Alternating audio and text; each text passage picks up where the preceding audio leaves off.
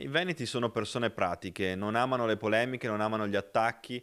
Alla rabbia, agli attacchi noi rispondiamo con risultati, con proposte, con idee e con un progetto serio per il nostro territorio. Non sono stati scritti sulla pietra, ma poco ci manca, i comandamenti del leghista veneto perfetto, 5 punti che per Alberto Stefani, candidato presidente del centrodestra, sono irrinunciabili. Il vademecum, per qualcuno una sorta di galateo politico-elettorale, è stato enunciato al K3 alla presenza dei candidati, tutti schierati per la photo opportunity, ognuno ha avuto la sua copia. 1. Massima trasparenza. 2. Rispetto e correttezza. 3. Contatto con il territorio, il che significa Gli incontri periodici nei territori, che non devono avvenire soltanto in campagna elettorale, ma devono avvenire costantemente, soprattutto dopo, quindi 2 giorni alla settimana dedicati interamente ai cittadini della propria comunità, del proprio territorio, alle imprese, alle associazioni, a tutti coloro che vorranno confrontarsi con il consigliere regionale. ma soprattutto il leghista di nuovo corso deve dimostrare compattezza, non cadere nei tranelli di chi vuole farci apparire divisi, testuali le parole, stop anche alle provocazioni di chi cerca lo scontro solo per ottenere visibilità. Non dobbiamo cadere in provocazioni, in sterili polemiche, ma dobbiamo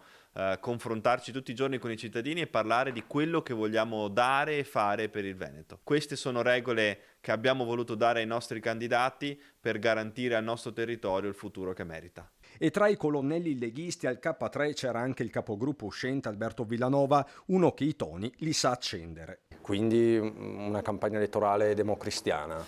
Vi chiedono una campagna... No. No, democristiano no. Io credo, insomma, per quanto mi riguarda sarebbe abbastanza difficile, però insomma di stare all'interno, insomma, di quello che è il buon comportamento, ma non è un problema. Fatte le regole, mancano però le sanzioni, è pur sempre campagna elettorale. Non esageriamo adesso, sennò mi Perché toccherebbe lei pagare rischierebbe- multa ogni giorno.